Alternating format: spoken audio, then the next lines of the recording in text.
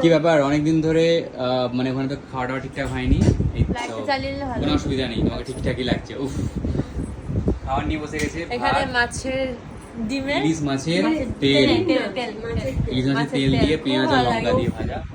এখানে আমার জন্য রয়েছে, এখানে রয়েছে ইলিশ মাছের ভাপা, আমের চাটনি, এক বেলা জাম, ওকে। আর এটা হচ্ছে পমফ্রেট মাছের ঝাল। কত কিছু রান্না করেছে, মেয়ে এসছে বলে। না না, মেয়ে এসছে, জামাই এসছে। ও ব্যাপারই আলাদা। তোমরা দেখেছিলে যে আমরা বাজার করতে গেছিলাম, তো সেই বাজার টাজার করে এনে রান্না বান্না হচ্ছিল, এই যে খেতে বসে গেছে।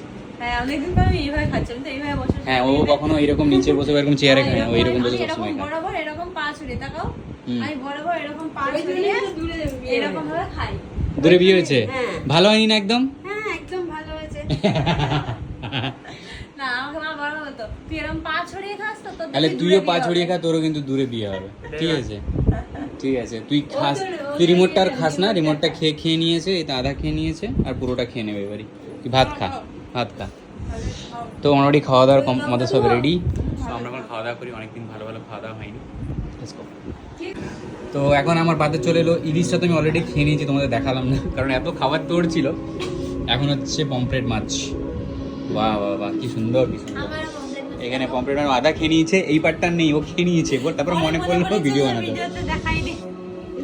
খাও, মায়ের হাতের পমফ্রেট অনেকবার বলেছে ওখানে, খাও, আমিও খাই। Thank you. খাও।